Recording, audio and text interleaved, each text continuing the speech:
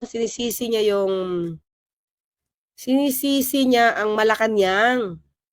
'Di ba? Kasi sinabi ES Lucas Bersamin kasi tatanong. 'Di ba? Kung natanong, hindi naman nila binibring up yung issue. Minsan kasi itong si Senator Bato dapat talaga nag-aaral muna ng news eh. 'Di ba? Dapat nag-aaral siya ng news. Kasi kung ano lang yung tanongin sa kanya ng media as issue na, hindi niya alam anong pinagmulan. Oh, paranoid kasi, 'di ba? Dapat tinanong niya muna paano na bring up ito. Siguro ito, hindi ko alam kung anong ginagawa ni Senator Bato araw-araw, 'di ba? Hindi ko alam. 'Di ba siya aware sa ibang mga news? 'Di ba dapat tinanong niya muna saan niya galing? Paano bakit niya nasabi yan? Dapat ganon. 'Di ba? Kasi si ES ay tinanong ng media. 'Di ba? QDO ba 'yon? Paano kung may warrant of arrest kay Senator Bato? Ano sa tingin niyo dapat niya sagutin? Di namin siya pahuhuli. Di magkakaroon naman ng favoritism yon. Kasi naging favorite nila si Digong dahil pinadala nila. So dapat di ba pantay-pantay? Di ba pinadala nila sa dahig, ang sarap-sarap ng weather dun. Di ba? Kaya ang sagot ni ES, same treatment. Di ba? Pag inisip mo, pag sinabi mo same treatment, kat mukha nung ginawa namin kay Duterte, ibig sabihin wala siyang favoritism. Pantay-pantay ang tingin. Ating presidente, senador ka man, walang magiging papaboran. 'Di ba? Kasi kung pinadala nila si dating Pangulo Duterte doon, edi ipadadala din yung ibang co-perpetrators. Alangan naman isa lang ang ipadala. Doon sabihin niyo, bakit siya lang?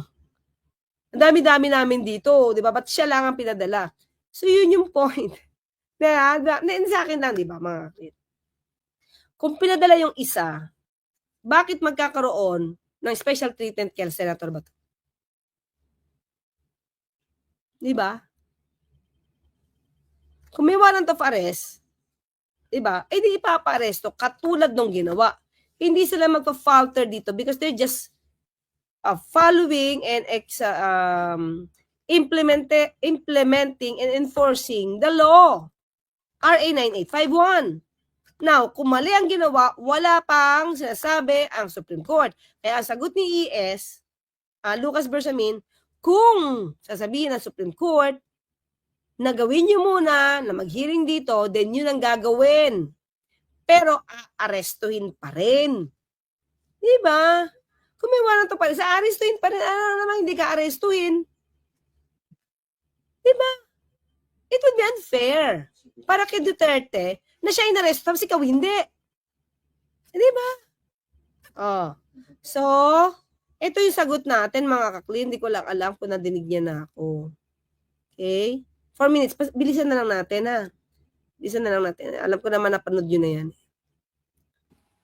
Good afternoon, Yusek.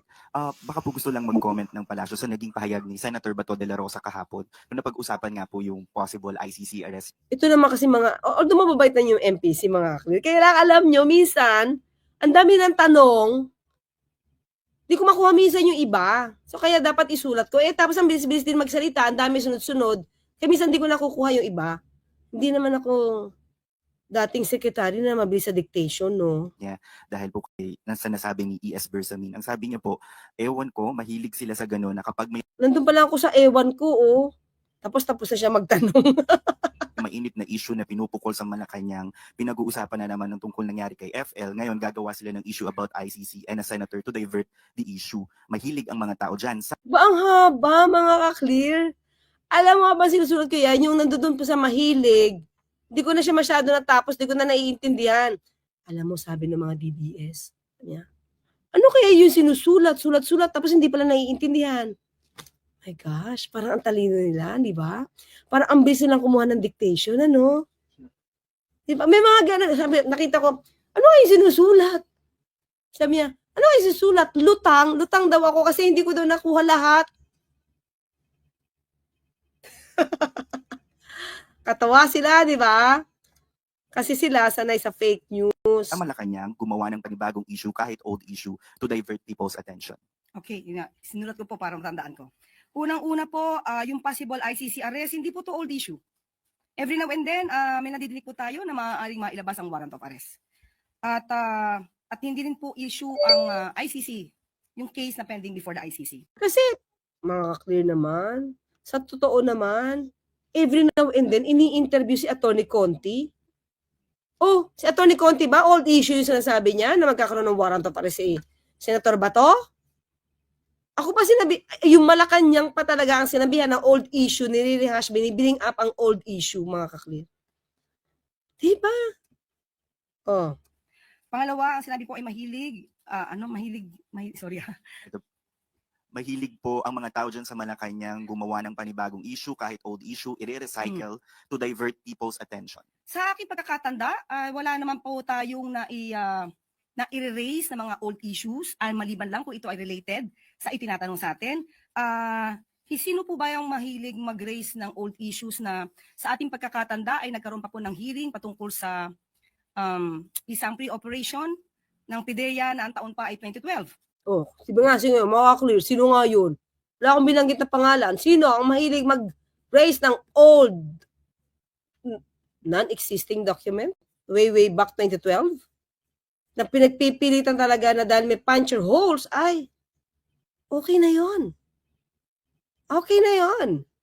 Sino ba nag-raise ng ganon? Tayo ba? Diba? O sige, tuloy tayo. Ano daw? Hala! Mukhang makakalawit na si Bato. Ganun rin ang mga senyas. Noon, bago sa may cellphone ko, buti na lang wala ang cellphone ko dito. Bago makalawit, tapos Friday na. Makalawit si Diggs, nagsalita din noon si Bersamin, si Torre. Nagpasimple rin si Atty. Claire. Umuugong din usapan sa warrant noon. Wala akong phone. Sorry mga ka-clear. Walang sign. Parang wala naman po akong natatandaan na meron tayong nire-raise na ganung mga klaseng issue. At sinasabi po ay diversionary tactic.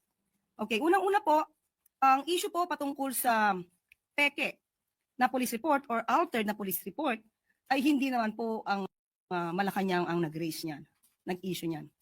Na kailangan lamang po nating sumagot para maipakita sa taong bayan na may mga fake news peddlers, mga obstructionists, mga propagandists na gumagawa ng kwento na kinakailangan pamameke ng papel para lang sirain ang unang ginang, ang Pangulo at ang administrasyon.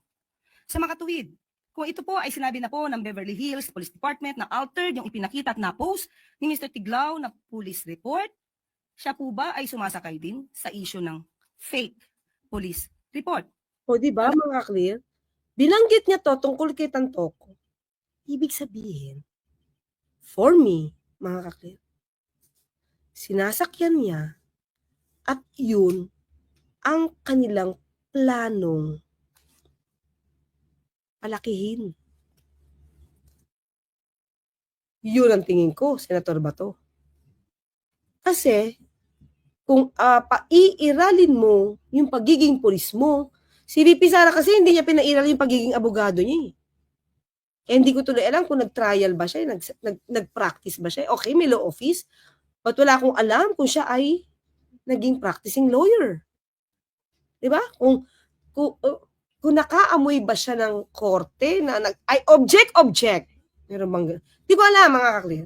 Pero diba kasi pagka ikaw kahit pa paano pag trial lawyer ka, mas meticuloso ka eh. Diba? Mas ayaw mong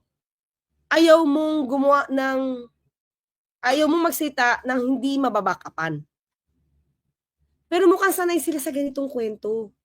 Well, anyway, oo nga pala. Sorry naman, nakalimutan ko mga ka-clear. Yung tatay pala niya, fiscal. Si dating Pangulong Duterte. So when we say fiscal, that's public prosecutor, sanay sa korte. Sanay siya sa korte. At dahil naging fiscal siya, nasanay siyang gumawa ng intriga at magplanta ng ebidensya. Oo naman, sorry naman mga ka-clear. Nakalimutan ko. Pwede pala. Yung pagiging trial lawyer ni dating Pangulong Duterte, ginamit niya sa ganon. Ginamit niya sa mali. Monte ko na makalimutan. Sorry nga pala. So, pwede pala. So, no need na magbigay ng totoong ebidensya basta makapag-intriga at makapagplanta ng ebidensya. I got it. Got it. Sorry mga ka-clear. Kaya ngayon ko lang ulit na-realize. Since itong si Senator Bato ay iniidolo si dating Pangulong Duterte, pwede bang nagpaplanta rin siya ng ebidensya? Dahil doon siya, kumbaga, ano niya yun, siya ay isang protege. Siya ay isang bata-bata. Ha? Isa siyang understudy ni dating Pangulong Duterte. What do you think, mga kakilin? Sanay ba siya kayang magplanta ng ebidensya? Kung hindi man, sanay kaya siyang mag-imbestiga ng ebidensya? Kasi parang hindi na imbestigahan yung ibang mga biktima. Tingnan natin, mga kaklir, may mga nakuhang buto sa Taal eh. Makikita naman siguro yun ng forensic kung kailan yung buto na yun. Kasi parang nauugnay pa sa EJK eh, mga kaklir. Pero sabi ni SOJ parang 3. Mukhang isabong kasi Tagalipa or di ba? Mas malapit. Anyway, pag forensic pa yan, wala pang findings. Pero tadyang ng buto ng tao, tadyang ng buto. Tadyang ng tao ang nakita, buto ng tao. Parte ng tadyang. So it means tao siya, di siya aso. Di siya kalabaw. Tao. So let us see mga kaklir kung kailan pa yung buto na yun. Dahil kung ang buto na yun ay lumalabas na 2016 to 2022, ay, lam na. Mga kaklir. Lam na. Hello, Attorney Claire. Thank you for this one. Watching from The Hague. Wow, Odyssey of the Heart. Nasa the Netherlands. I'm not one of those obsessed fans. Cult of the RRD cult. I am anti-impunity and anti-corruption. Thank you po. Dapat naman ganun. Kasi ang ginagawa nito mga DDS na to, parang as if yung kanilang iniidolo, walang mali eh. Tapos, yung nakakakita na fake sila, yung mga nakakakita na hindi sila nakakapag-explain patungkol sa korupsyon, at yung mga nakakakita na umamin ang dating Pangulo Duterte na corrupt siya at nagnakaw siya, hindi binabaliwala nila yun. Lumalabas na hero pa sila. Diba? So, yun mga klip. Pag yan napatunayan, na buto ng tao, at malaman sa natin kung anong taon, kasi kung lumalabas yan na Pangulo, ang dating Pangulong Duterte at the time, bakit hindi yan na-imbestigahan na maayos, Senator Bato? Diba?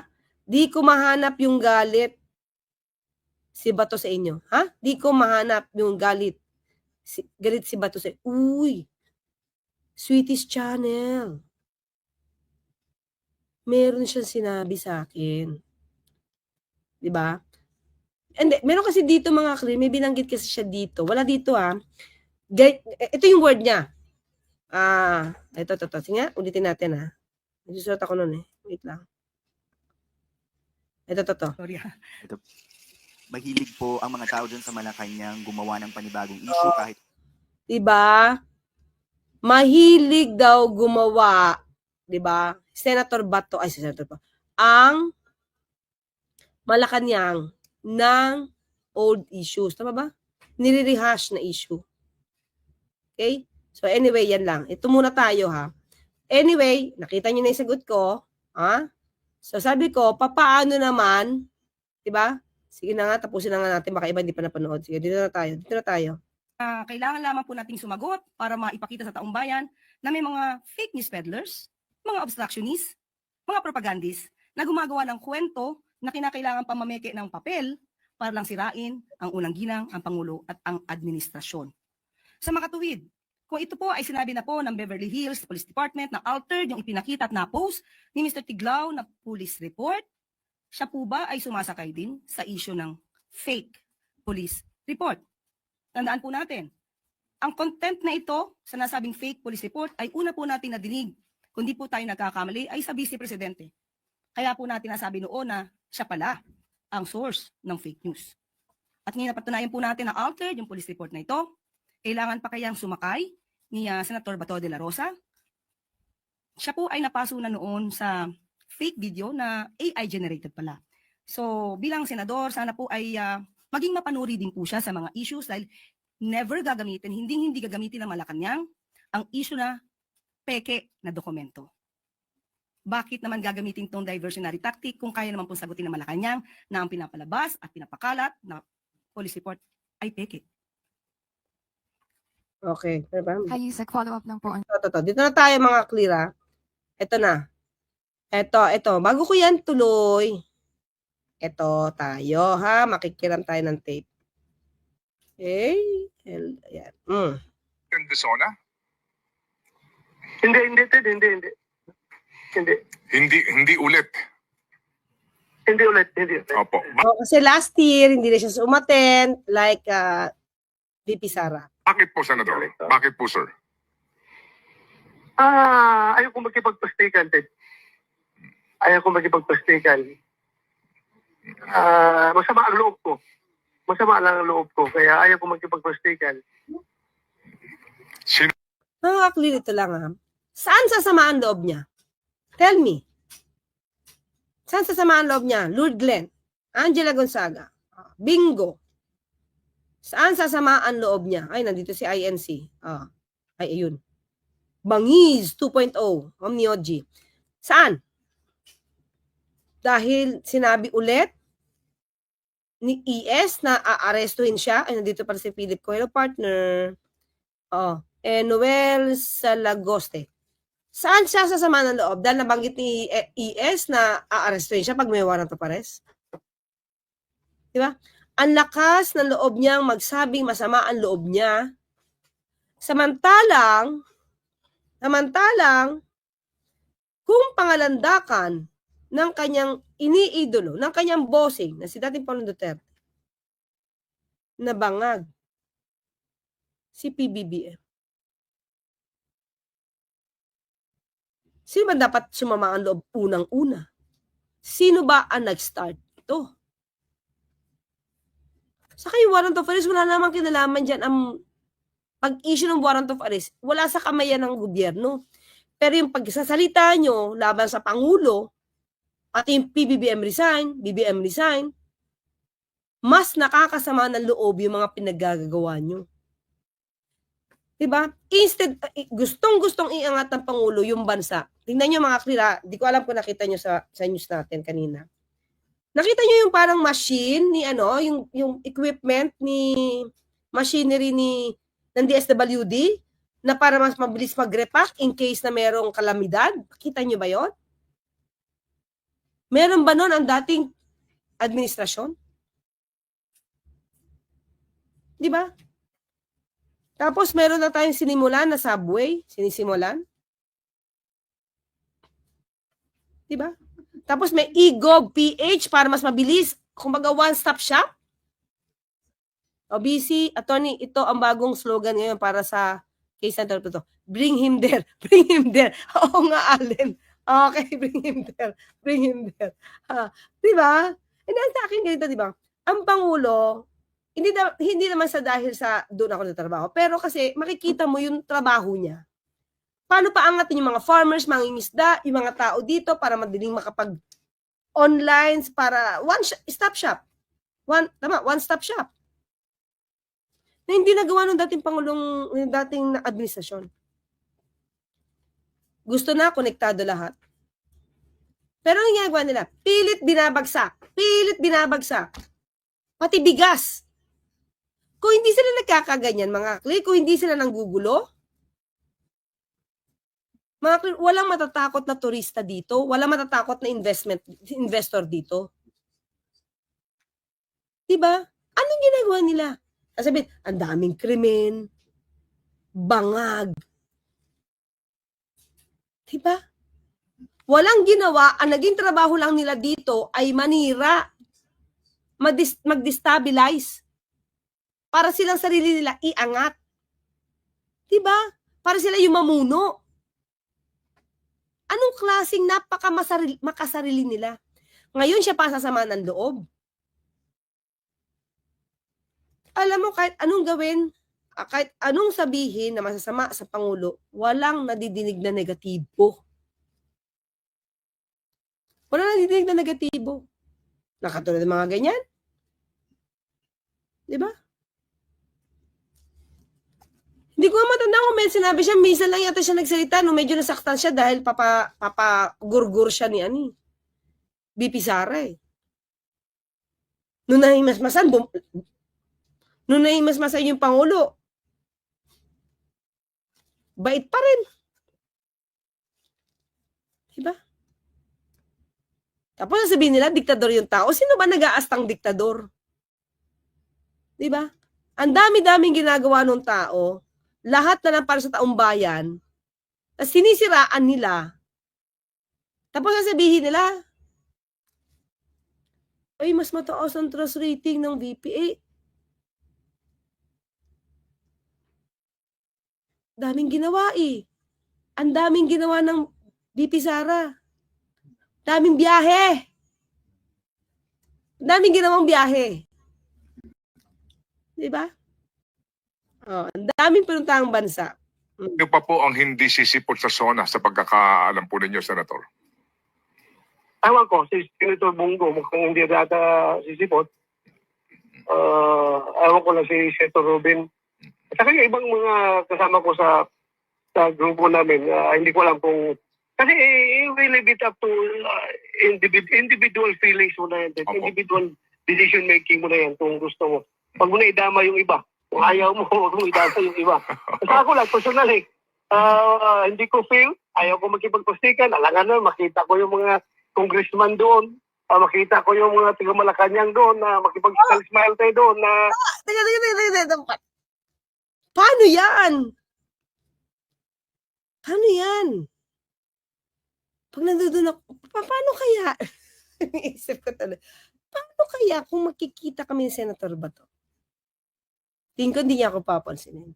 Pero kung ngingitian ko siya, I give I still have that respect to him kahit sinabihan niya akong, yan babaeng yan, evil. Diba? Evil, anong bastos. The first place, sabi ko nga, Senator Bato, wala akong binastos.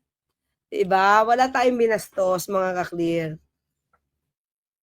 Ang pag-advise na mag-exercise ka, dapat lang mag-exercise. Baka hindi kasi nag-exercise. Senator Bato, kaya lumalaki yung katawan niyang ganon. Bad yan for the health. Diba? So, nagsabi ka lang na, mga kliniwanag naman ni VP Sara na walang sakit yung tatay niya eh. So, saan ba nakuha ni Senator Bato na may sakit si dating Pangulong Duterte?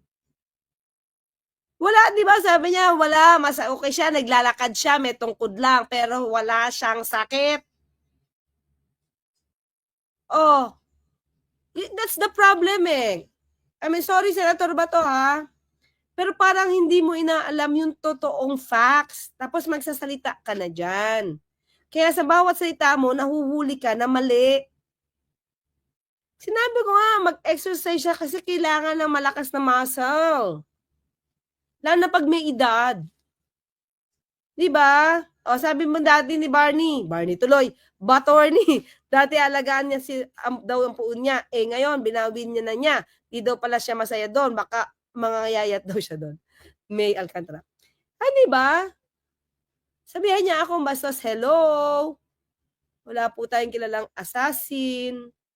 Hello. Wala pa po tayong inutusang pumatay. Hello. Wala rin po akong pinatay.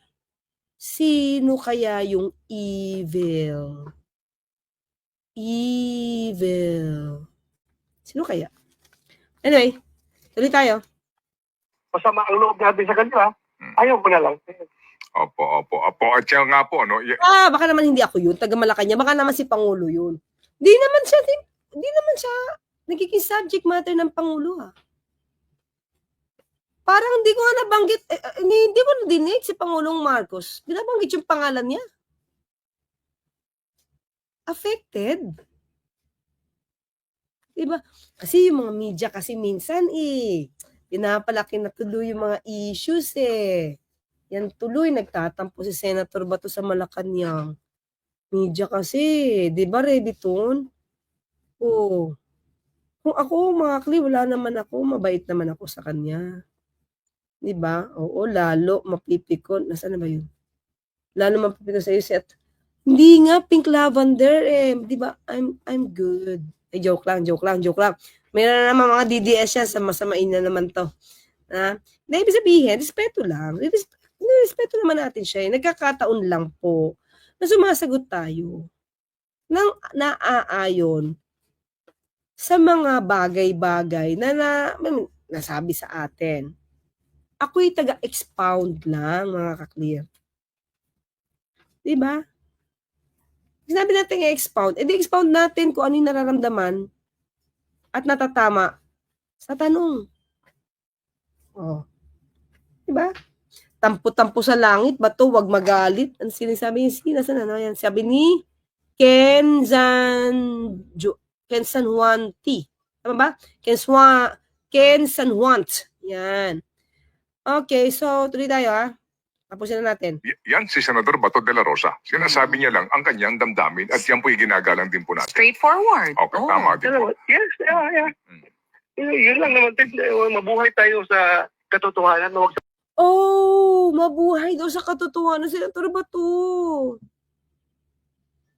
If you believe in katotohanan, sabihin mo doon sa mga fake news peddlers na kilala mo, natigilan na nila yung pamimeke. O, naniniwala ka ba sa napanood mo ngayon? Kung naniniwala ka man or hindi, i-comment mo dito sa baba ng video na ito kung ano yung komento mo, no? Kung ano yung opinion mo, para naman lang sa ganun, makita po natin lahat ang bawat komento, no? Suggestion ng bawat isa. So, thank you po. Ingat po kayo palagi.